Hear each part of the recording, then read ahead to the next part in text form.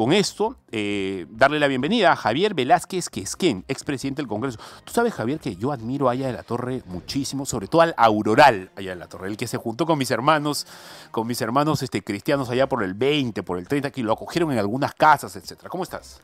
¿Cómo estás? Muy buenos días. Gracias por la invitación. Siempre para mí es un gusto venir a este programa. Y claro, no olvides que Haya de la Torre joven, en 1919-1920, él con la Federación de Estudiantes de San Marcos, una de las primeras protestas que hizo fue cuando el dictador Leguía quiso entronizar al Sagrado Corazón de Jesús, sí, claro, como la religión oficial, obviamente para encubrir las tropelías que cometía.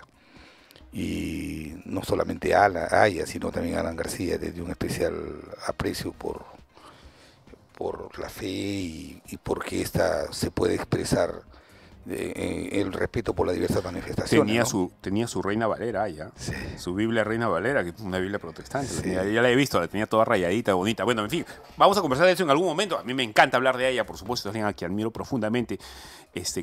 Pero quiero preguntarte por este pequeño escándalo al que hemos asistido anoche en un dominical entre la conductora del dominical y el ministro Santibáñez, enarbolando el guión del reportaje de una reportera que no sé cómo le llegó a la mano del ministro. ¿Tú qué es lo primero que opinas sobre algo así? Me parece que es un alarde pretencioso de tener información que en el caso de este guión, los políticos no necesitamos. Cuando vamos a una entrevista, yo hago una entrevista contigo y me preparo para responderte las preguntas que tú creas conveniente.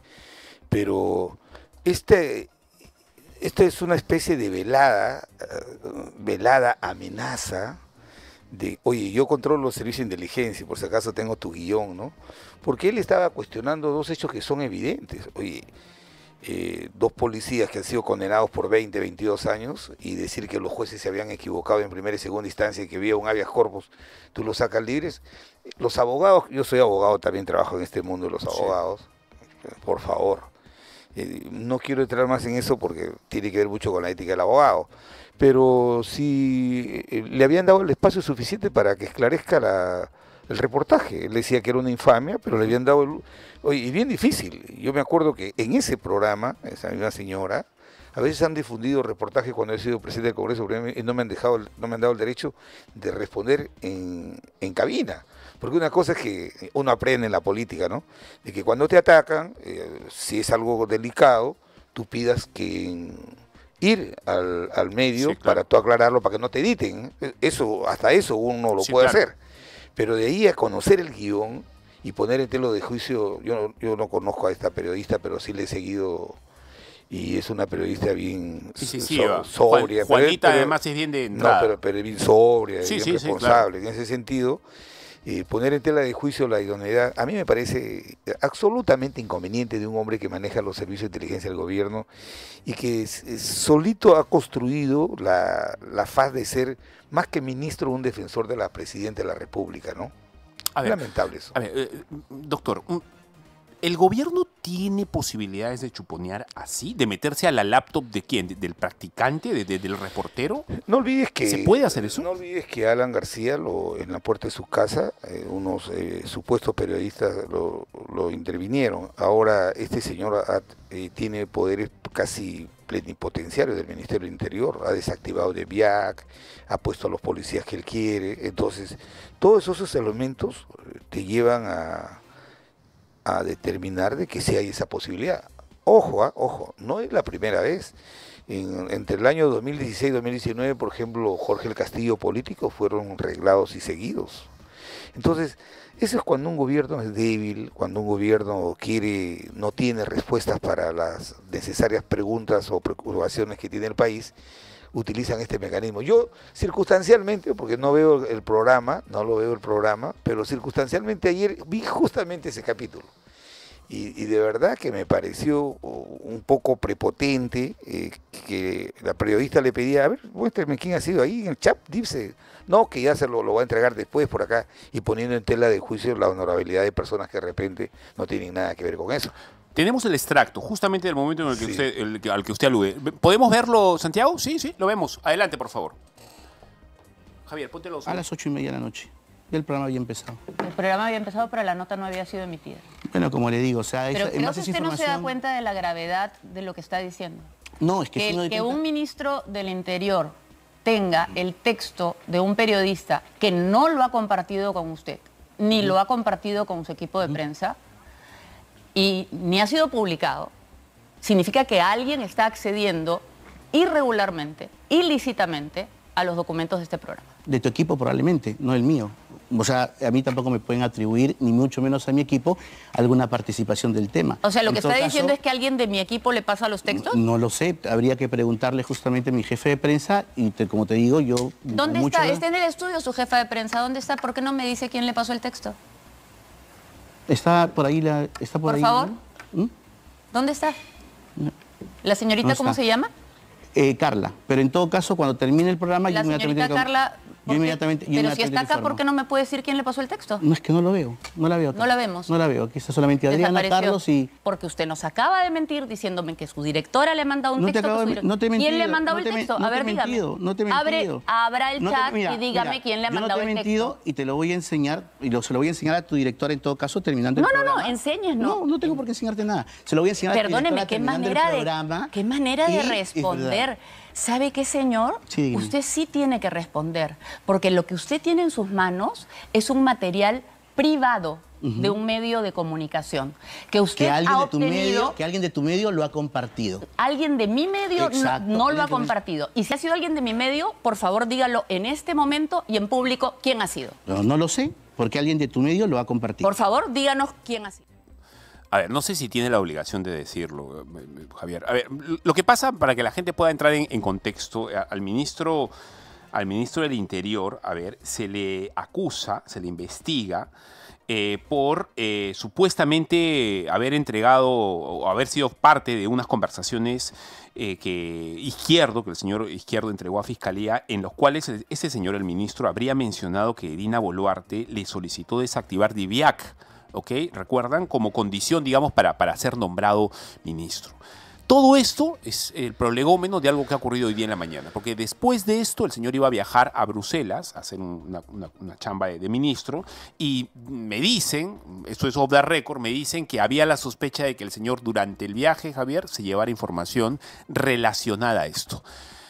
Y la Fiscalía, no sé si inventó o reaccionó mal, pero le han allanado la casa también por supuestamente abuso de autoridad. No sé si cabe el allanamiento, por muy mal o bien que te caiga Santibáñez.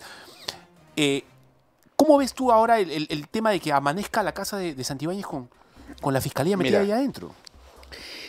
Parece una guerra ya esto. Sí, lo que yo sí creo es que, así como soy muy enfático en condenar esta conducta del ministro de no ser transparente y entregar la fuente, porque él no tiene derecho a guardar.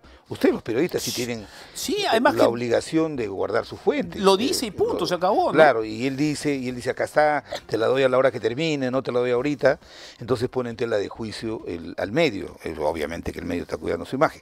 Pero, nuevamente reitero, la Fiscalía antes actuaba reactivamente. Hoy día estoy en condiciones de decirte que actúa como un instrumento político. De verdad, eso es grave. Eso es gravísimo. Porque hemos visto la forma, por ejemplo, cómo allanan la casa del presidente de la República, cómo allanan las oficinas del Congreso de la República.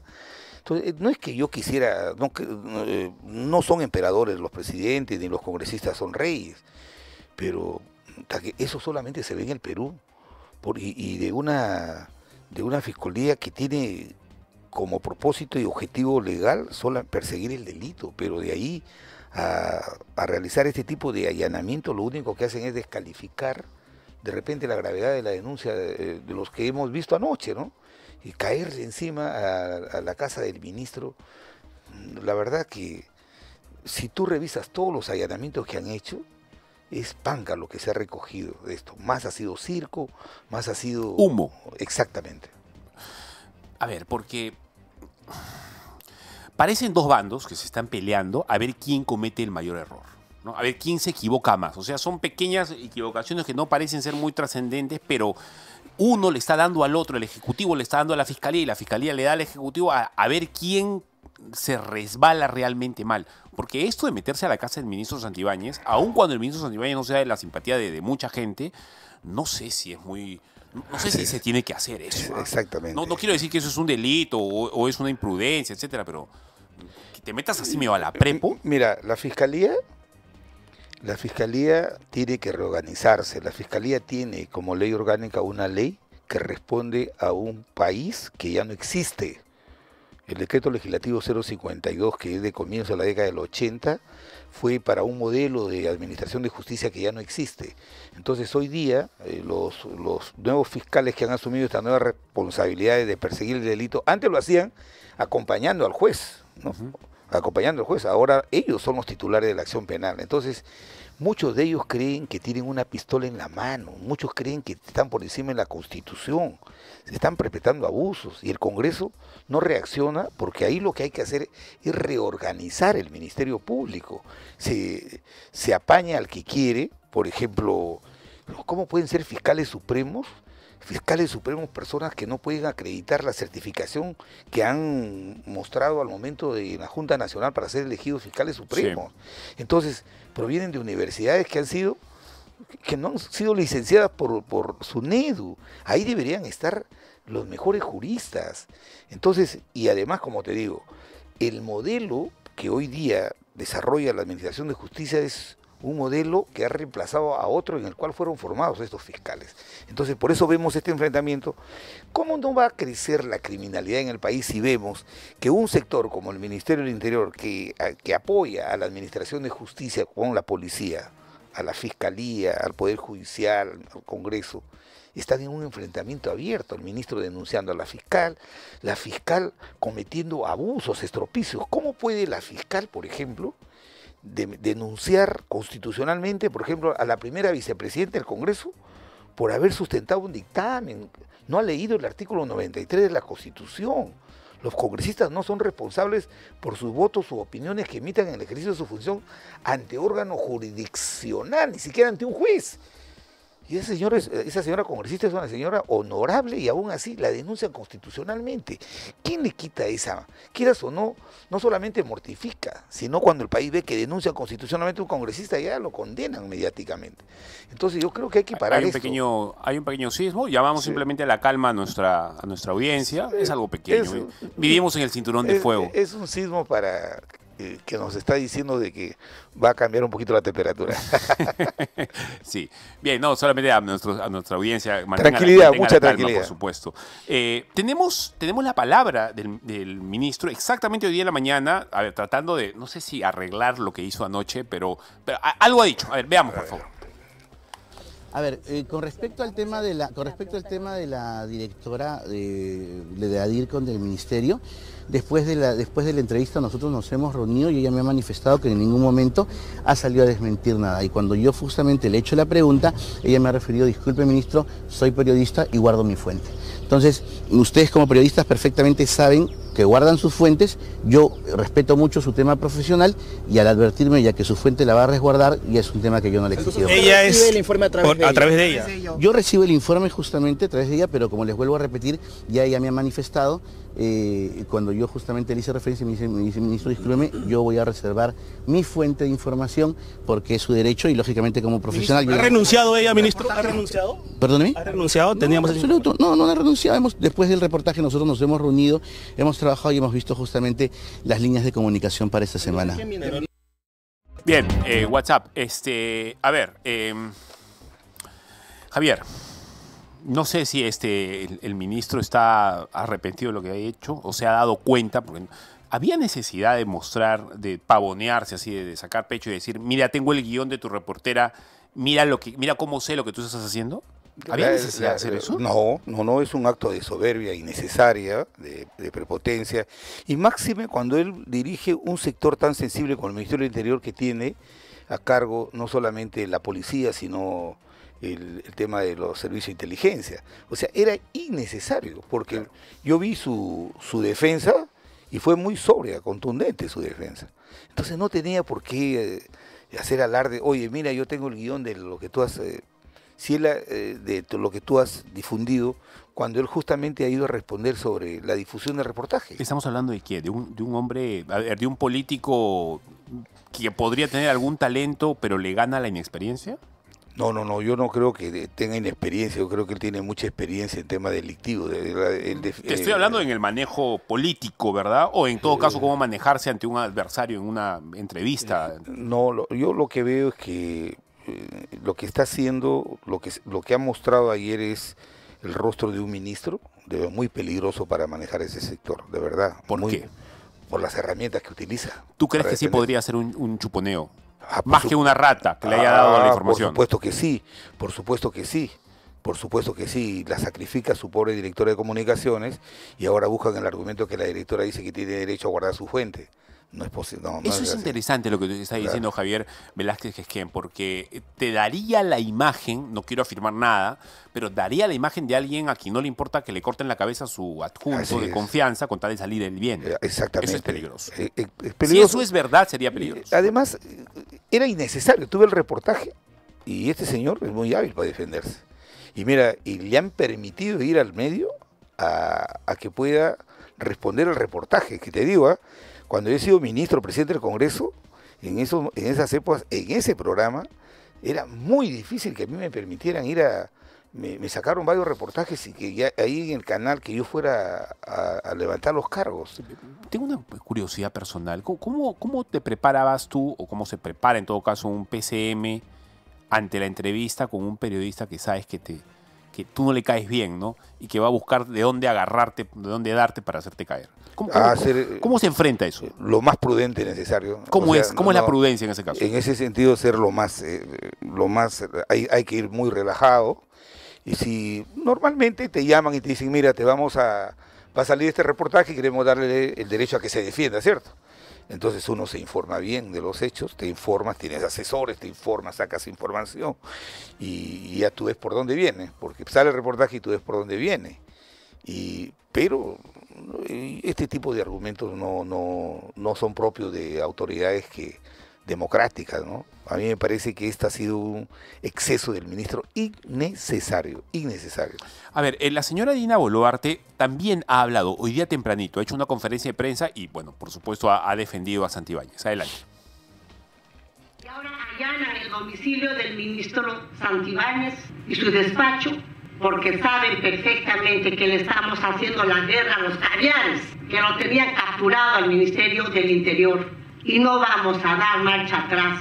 Pueden allanar la casa de todos los ministros si quieren. Pueden allanar el despacho de todos los ministros si así dispone la Fiscalía, que está jugando en pared con esta mala prensa para dar un golpe de Estado blanco. Desde el gabinete y en pleno rechazamos totalmente este acoso político contra el ministro Santibáñez y nuestra total solidaridad con él y total respaldo al ministro, quien continuará siendo el ministro del Ministerio del Interior y seguiremos limpiando ese ministerio de los caviares que lo habían capturado para trabajar a través de consultorías y seguir robando el dinero de todos los peruanos a través de este ministerio y de otros que venimos también sacándolos y no vamos a bajar la mano. Antes de tu opinión sobre lo que acabamos de escuchar, la presidenta Dina Boluarte defendiendo a Juan José Santibáñez, tenemos el reporte sísmico del IGP. Ha sido en Chilca, ha sido a 40 kilómetros al oeste de Chilca, a 34 kilómetros de profundidad. Un temblorcito fuertecito, de 5 de magnitud en la escala de Richter. A ver, nada, simplemente cuidado, a veces estas cosas son prolegómenos de algo mayor, casi nunca pasa, pero hay que tener cuidado, por supuesto, sobre todo a quienes viven en el sur de Lima y en el sur del país. Estamos con Javier Velázquez Quesquén. Acabamos de escuchar a la presidenta, Dina Boluarte, diciendo que todo esto es sencillamente por la guerra contra los caviares que han emprendido, dice ella, desde Palacio. Sí, ese es un argumento de la presidenta que lo viene sosteniendo en varias tribunas. El problema del país es que los caviares, obviamente, se han extendido en todo el aparato del Estado. Quien no conoce, si ella fuera más aguda en su análisis, Los caviares siguen en el Ministerio de Educación con las consultorías. Sí, O sea, claro. Las consultorías del Ministerio de Educación siguen como no pasa El nada. Ministerio de la Mujer, el Ministerio de Cultura, el Exactamente. Ministerio del Ambiente, etcétera. Exactamente. Pero yo creo que aquí hay un tema puntual. Yo creo que ya estamos a un año de que ella deje el gobierno y creo que si quiere defender a su ministro que tiene más de un año, debe afiatar políticas ya de que vayan en camino a garantizar una estabilidad en el lado político que acompañe el tema del crecimiento económico. Estamos en posibilidades de crecer más del 3%. Y ¿En este un tipo- año se puede? Sí, yo creo que sí se puede. Además, cuando se tiene el compromiso de hacer un gobierno de transición, mira, y te lo digo con la experiencia de... Yo no estuve el último año con el presidente García porque yo me fui en septiembre porque tenía que ir a postular. Entonces la ley obliga a que tú renuncies. Pero si tú ves, la economía terminó creciendo 9% en el 2011. Eso fue espectacular, claro que me Claro, acuerdo. entonces, ¿por qué? Porque se alineó todo, se dejó reservas internacionales como nunca antes visto, y además yo recuerdo claramente que Alan hizo un ahorro el último año de 15.000 millones para dejarle al gobierno de entrada la posibilidad de que puedan ellos implementar las medidas que se habían comprometido en las elecciones. Entonces, ese tipo de prácticas de la continuidad de los gobiernos para poder darle estabilidad política y económica al país, no se puede echar al tacho por estas cosas, estas incidencias que son de verdad menores, y que el Congreso, que es el que controla el gobierno, debería ya ir perfilando de que la presidenta comience a afiatar el gabinete en función de generar una transición saludable, ¿no? Porque ahorita en el Perú, el tema económico, ¿por qué crecemos? No por la acción del gobierno, sino porque el cobre y el oro han subido, ¿cierto? El cobre y el oro han subido y hay más ingresos, pero yo he visto a Carlos Andersen, ha mostrado cifras de un estudio que él ha sacado del Ministerio de Economía, cifras dramáticas de cómo el aparato del Estado ha crecido elefantiásicamente. Exacto, sí. Entonces, nos están dejando un presente griego, porque los commodities, su precio es oscilante en el mundo. Entonces, yo creo que ahí tiene que haber sentido de responsabilidad muy airada la defensa de la presidenta de su ministro. Yo creo que los jefes de Estado, los que lideran una institución, menos un país, tienen que tener mucha serenidad, ¿no? Mucha serenidad. Y así la prensa, pues, en todo el mundo. Así la prensa. A ti te O han sea, dado también, pues, ¿no? por supuesto, por supuesto. Pero ese es el rol de la prensa, pues. Ese es el rol de la prensa. La prensa, yo he visto a algunos periodistas decir, oye, yo no soy amigo de los políticos. Y está bien, pero tampoco pueden ser enemigos, porque si no perturban la Es objetividad que de el su periodista noticia. no tiene que ser ni amigo ni enemigo, tiene que ser un Exactamente, periodista. exactamente, punto, ¿no? Él es exactamente. amigo de sus... Y el periodista no es ministro, el periodista no es Exacto, funcionario. no es un ¿cierto? funcionario público. Y Exacto. a veces los razonamientos son diferentes. El Así funcionario es. público piensa de una manera Así y el es. periodista piensa de otra manera Exactamente. diferente. A la hora de abordar los temas incluso. Y esto viene alentado por un cierto sector de la prensa, que no son ustedes, que casi han empujado a que el Ministerio Público casi todo lo criminalice. Por ejemplo, vi un reportaje anoche de que a la presidenta la han denunciado por colusión, mira, por haber, en el supuesto caso, cuando era ministra del MIDIS, haber hecho que contraten a un amigo de ella por órdenes de servicio, ¿no? Esto en ningún caso es colusión agravada, por favor. Entonces, ¿por qué te ponen colusión agravada? Porque tiene más de 12 años, porque eso, el delito de colusión agravada, modestamente, como ahora te digo, querido amigo, es no solamente lo comete un funcionario, sino que además tiene que tener una cualidad que por razón del cargo participe en el proceso de la contratación. Exacto, sí. Pero ahora no, ahora los fiscales te ponen colusión agravada y bajo el argumento de la progresividad de la investigación, te pueden poner hasta homicidio calificado. Así me lo dijo el doctor Víctor Zúñiga en una audiencia. Me dijo, hasta juicio oral te pueden llevar los fiscales tienen el derecho de llevarte con esa imputación, y ya será en el juicio oral donde los jueces calificarán. Sí, pero te comes 5 o 8 años estigmatizado con una investigación que después, como ha pasado con el caso del señor Ollantumala, por ejemplo, ¿no? Lo han acusado durante 4 o 5 años. Y luego, al final de los 5 años, el fiscal se da cuenta que la colusión agravada no calza y le quita la colusión agravada. pero ya durante 4 o 5 años ya lo vendieron como un sujeto que ha cometido este grave delito.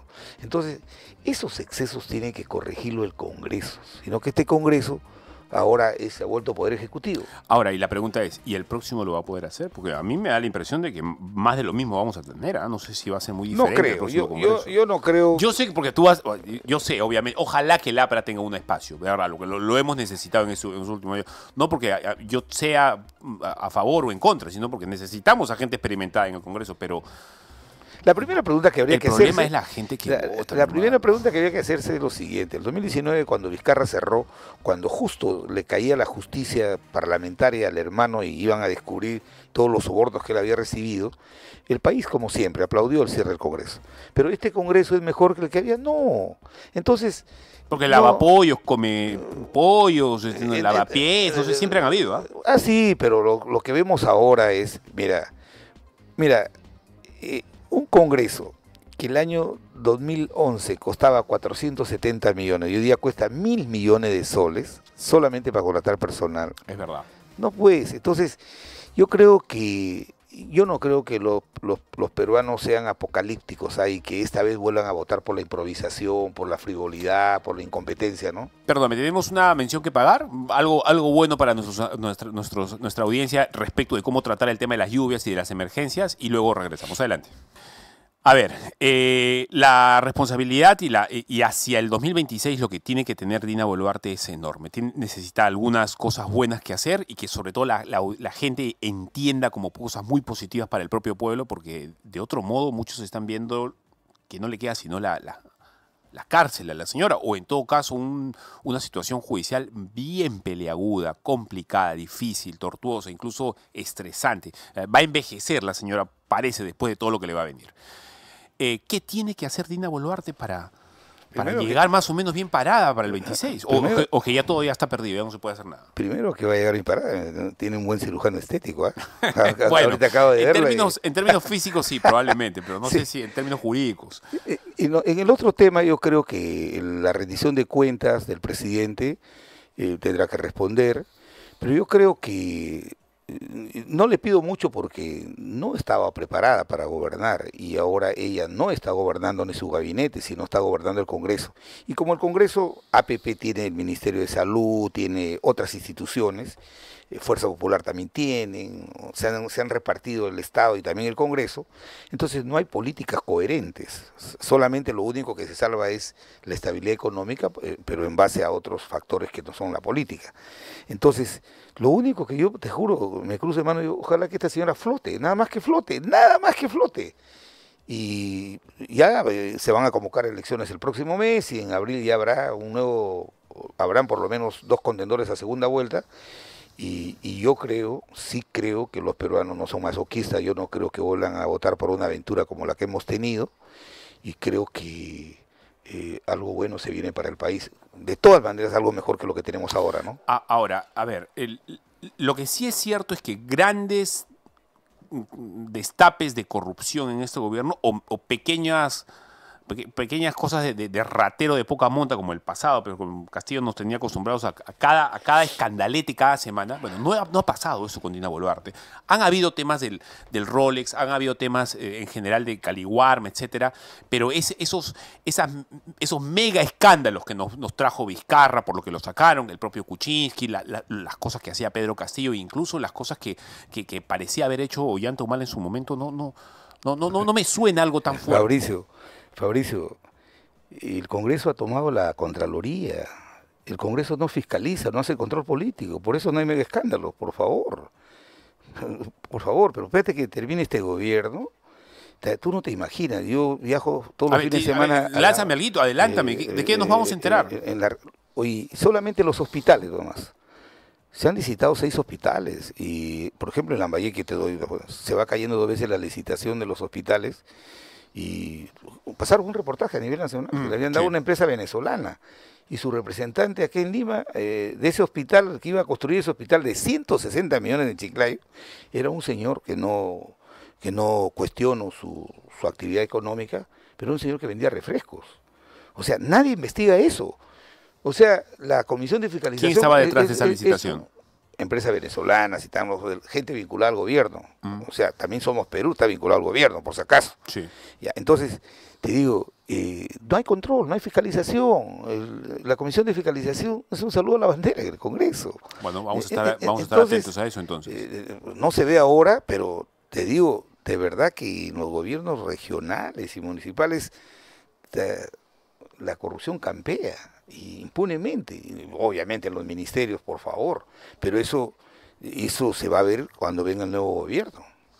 Acaba de terminar la semana pasada, ha sido una semana interesante para el APRA, importante, han estado recordando momentos interesantes, han tratado de entenderse entre ustedes, me parece que hay algunas elecciones internas que se tienen que definir, si es que no se han definido, ilústrame porque no estoy informado sobre el tema. En todo caso, ¿cómo va el APRA para terminar la entrevista? Hacia adelante, en miras del 26, ¿cómo se están ordenando por dentro? Bueno, hay muchos que están preocupados porque el APRA va a volver a la escena política. El día 22, sábado 22, se celebró 130 años del nacimiento del maestro Víctor Raúl Aya de la Torre. Sí.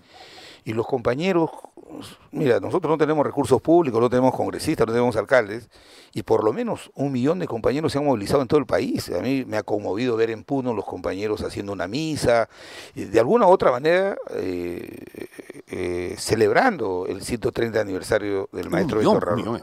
Sí, estoy en condiciones de decirte así. En Lima nomás, en todos los distritos, en Lima, en todo el país, más o menos. Te lo digo de verdad. O sea que sí van a pasar la valla, con 1 millón repasan la valla. Vamos a superar la valla electoral. Sino que, y ha sido una fecha que no es una fecha electoral, sino un calendario cívico del partido. Yo he estado en Lambayeque y he presidido marchas como en la provincia de Lambayeque, impresionante, ¿no? Entonces, yo creo que lo que el partido necesita son 2 cosas, y lo vengo diciendo públicamente, ni siquiera esto es algo... Yo creo que es imperativa la renovación en el APRA, una renovación intergeneracional como la que hizo Alan García en el 80. En el 80 Alan García tomó posiciones de conducción del partido, pero no se tomó la licencia de mandar a su casa a Luis Alberto Sánchez, Armando Villanueva. Obviamente, no podía hacerlo. Por supuesto. Hubiese sido tonto hacerlo. Los compañeros, los jóvenes como Carla García, como Enrique Valderrama, Renzo, el mismo Ricardo Pinedo, así como ellos, hay muchos en todo el país que deben ya tener la conducción del partido, porque el partido necesita esa cuota de energía para movilizarse en todo el país. Entonces, eso no supone que nosotros los mayores nos vamos a nuestra casa. Hay un problema que tiene el APRA. Sí. Permíteme meterme en donde no me han invitado. Es el tema del enfoque de género en el medio. Hay mucha gente que está a favor y hay mucha gente que está en contra. Y créeme que eso, aunque parece superficial para algunos, eso divide al final. Porque es un tema moral al final. ¿Hay eso en el APRA o no? A mí me parece que sí hay. Hay gente que no está de acuerdo con eso. Pero es minoritariamente y hay que respetar esa idea. Renzo Ibáñez y Carla García son gente importante dentro del APRA y ellos están a favor de aquello. Está bien, pues, pero ¿sabes qué? Pero mayoritariamente nosotros somos cristianos y eso se respeta. Pero en democracia, la democracia es el gobierno de la mayoría sobre las minorías, pero respetando estas minorías, pero tampoco gobiernan las minorías. Entonces, lo que yo te digo es, se necesita un recambio imperativo, es inaplazable, se necesita llevar una nueva propuesta programática al país con nuevos rostros, se necesita darle la conducción a estos jóvenes brillantes que son trajinados, y lo otro es que este país necesita que vuelva la experiencia. Este país no puede seguir improvisando, no puede seguir teniendo 14 ministros en 5 años del interior. Este país necesita tener un rumbo claro y nosotros lo que le ofrecemos al país es la experiencia de haber gobernado el país, no la experiencia de los libros que son importantes, pero nosotros hemos gobernado este país, sabemos las complejidades y creo que los peruanos a medida que se va acercando el calendario electoral se van a dar cuenta que no pueden dar un salto al vacío y que tienen que darle la oportunidad a un partido con experiencia y que tiene la trayectoria y nosotros no somos unos improvisados que estamos saltando de un sitio a otro, sino que creemos que el país, luego que ya 30 años se ha consolidado la parte económica, hay un 20% de la economía que le va muy bien, yo creo que los próximos 30 años debe ser ya no para generar empleo, sino para ese 80%, de ese 80% de gente que está en el sector informal, puedan también crear riqueza como lo han creado, ese 20%. Y Emprendedores que van a crear riqueza no van a generar un puesto de trabajo, van a generar miles de puestos de trabajo. Eso Entonces, es verdad. la acción política del Estado tiene que ir orientado a eso. Eso es lo que le llaman ya ahora, se le llama la prosperidad compartida. O sea, los beneficios de la prosperidad no solamente pueden ser para un porcentaje, sino para todos, especialmente para el 30-40% de ciudadanos que tienen menos ingresos. Si nosotros apuntamos la acción del gobierno a ellos, la economía se va a potenciar, entonces el empleo se va a multiplicar. Bueno, toda la experiencia del mundo la tiene Javier Velázquez, que es que en varios de los cuadros del APRA, y creo que tirios y troyanos, gente a favor y en contra, reconoce que el segundo gobierno de Alan García, no te hablo del primero, ¿no? Pero del segundo creo que ha sido el mejor gobierno del que tenemos memoria en los últimos 30 años. Yo no participé en el primero porque estaba sé. en la universidad, pero sabes que en el inventario final los apristas asumimos todos esos y el activos segundo pasivos. gobierno, déjame decirte que fue muy bueno y mucho de lo que hoy todavía medio tenemos en términos de estabilidad económica, incluso pues así lo poco bueno que podemos rescatar de nuestra alicaída democracia es porque se trabajó bien en ese gobierno, entre otras cosas, ¿no? Entonces, había un rumbo ojalá claro. que gente como tú y gente de otros partidos que tiene experiencia y que puede sumar al país entren al Congreso, porque la verdad necesitamos gente que tenga experiencia y que quiera hacer las cosas bien, porque este Congreso, con honrosas excepciones, ha sido muy deficiente. Pueden haber empresas muy importantes en el país, pero el Estado no es una empresa. Tiene finalidades públicas diferentes a los objetivos de las empresas, por eso es que el Estado es bien complejo. Te voy a invitar un día a un debate. Me gustaría. Sobre el rol del Estado. Así es. Interesante. Ahora han salido mis buenos amigos Mira, liberales clásicos. cuando terminé de ser primer ministro, lo primero que hice fue irme a la Pacífico a estudiar gestión pública para ver cómo los tomadores de decisión, los técnicos, formaban las tomas de decisiones. Y el Estado es más complejo de lo que uno aparentemente ve. Sí, y además con toda esta corriente Milei, Trump, etcétera, de que el Estado el Estado limitado, el Estado incluso mínimo. Es una discusión interesante, ¿eh? Porque las posiciones de ellos también tienen cosas sensatas en algunos lados. Calientan la cabeza por un momento, es temporal, pero de ahí nos damos cuenta. Ahí estamos viendo ya, hoy día, por ejemplo, ha salido publicada el respaldo que tiene en Estados Unidos Trump, ya no tiene mayoría. Y Trump no es liberal, ¿eh? ¿Ah? Trump es ultranacionalista. Estado fuerte.